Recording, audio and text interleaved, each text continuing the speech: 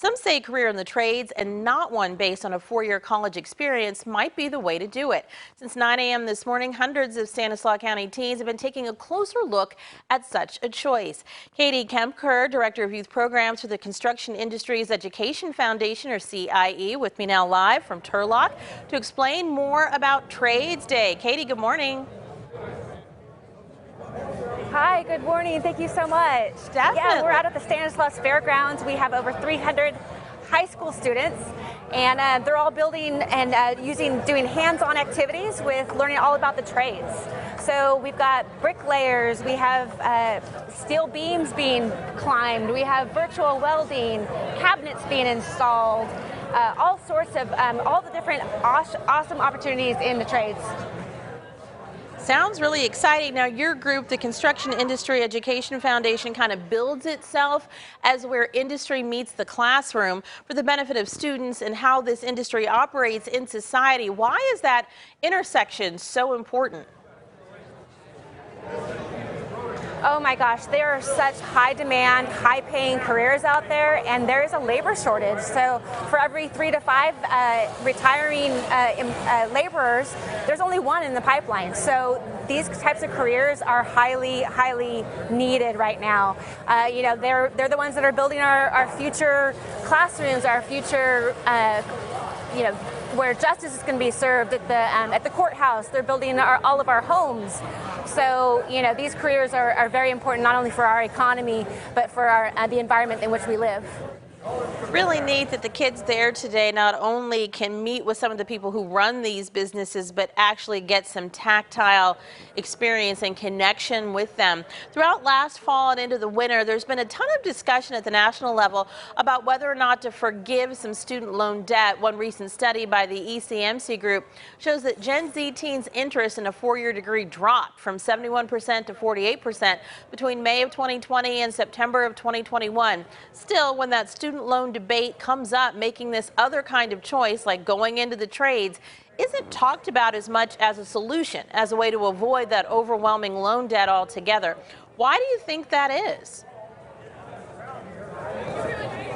You know, there's a lot of students that learned that, you know, sitting behind a desk and in front of a book is not quite for them. And building with their hands, being something that they can build and be proud of, is something that's really exciting these students. And also, you know, having a purpose that these are housing our future families. These are serving our community. So I think that a lot of students are kind of, you know, seeing that there's these viable pathways that don't have to be a four-year degree where they're spending a whole lot of money on a college tuition and going into debt.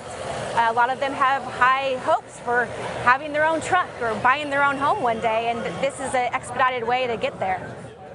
Just this month, Yahoo Finance has run a piece about a new book all about the importance of high school vocational training. The Forbes Business Council has posted commentary about why a life in the trades is a rewarding path to success.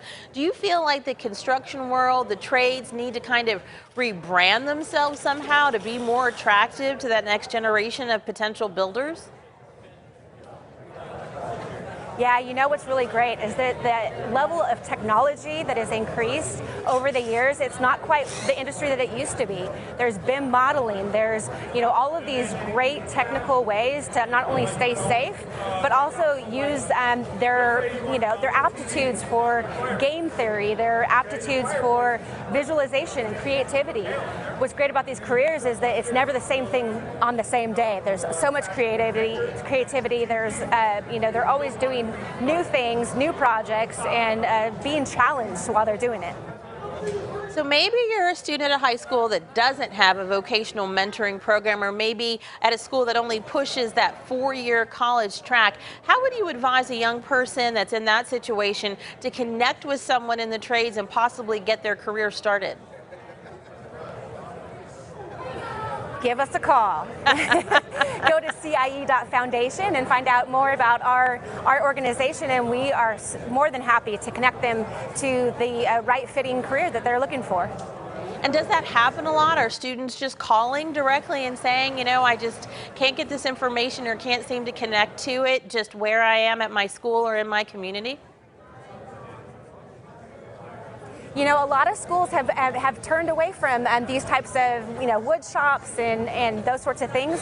So there is a desire for that, and we want to see those types of wood shops and architecture even coming back into the schools. And I think that with this new generation, it may just turn the tides there.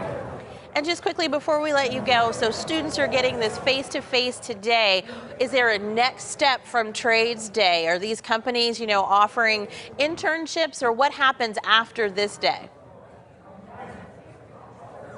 Yes, so it's completely on their initiative. So they can grab these contacts, they can get these business cards. We have a resume review station where we had folks that were reviewing their resumes. So they're in tip-top condition to get the next career that they need today.